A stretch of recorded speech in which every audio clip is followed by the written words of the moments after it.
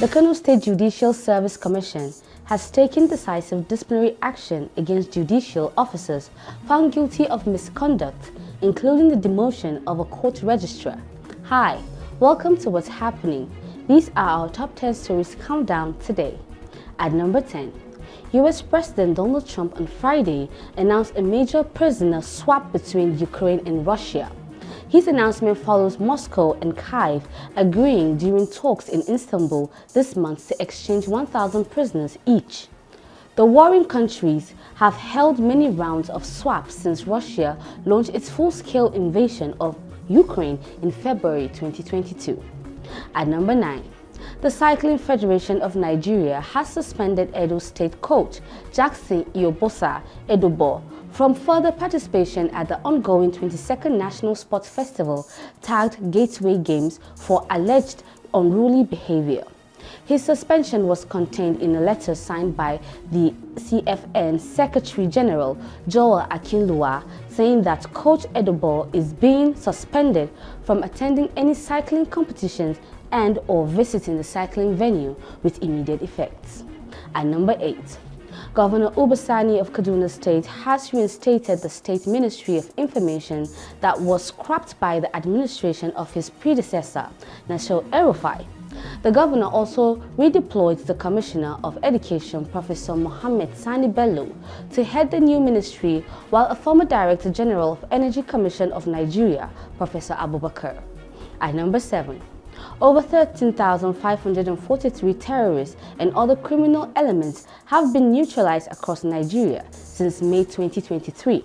Ribadu said the military and intelligence agency had made gains in ongoing counter-terrorism efforts, noting that 13,543 insurgents and criminals were killed during various operations nationwide over the past 2 years of President Bola Tinubu in office. At number 6, the federal government has recovered the sum of $200 million and another $10 million award it deposited as bond in a UK court towards its defense of the $11 billion arbitral award to Process and Industrialized Development Ltd. The Attorney General of the Federation and Minister of Justice, Lateef Fagbemi, disclosed this on Thursday during a visit by a team of lawyers who defended the country in the UK to the ministry led by Shaistash Akhtar. At number 5, the Supreme Court has struck out a suit by the 36 state governments and the Nigerian Governors Forum challenging the federal government's application to recover looted funds.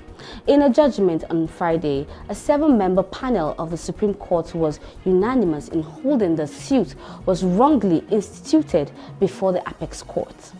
At number 4, 16 Boko Haram terrorists have been killed by troops of the Joint Task Force Operation Haɗin Kai as they attempted to infiltrate the 25 Task Force Brigade headquarters in Damboa near Sambisa Forest.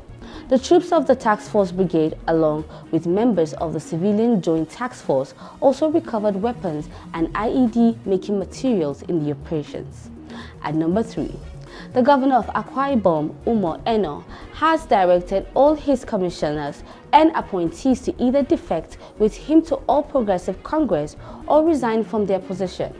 Governor Eno gave the directive during the State Executive Council on Thursday, confirming what has been circulating as rumors on social media for several weeks. And at number 2, the Independent National Electoral Commission has announced the creation of an Artificial Intelligence Division under the ICT Department. The Commission made this known in a statement signed by its National Commissioner and Chairman Information and Voters Education Committee, Sam Olumekun.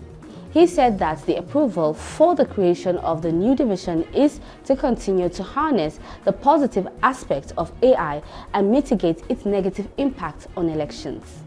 And at number 1, the Kano State Judicial Service Commission has taken decisive disciplinary action against judicial officers found guilty of misconduct, including the demotion of a court registrar and the compulsory retirement of a senior registrar. In a statement issued by Babajibo Ibrahim, the spokesperson of the Kano State Judiciary, the decisions were made during the JSC's 82nd meeting held on Wednesday. That's all for today. See you next time on What's Happening.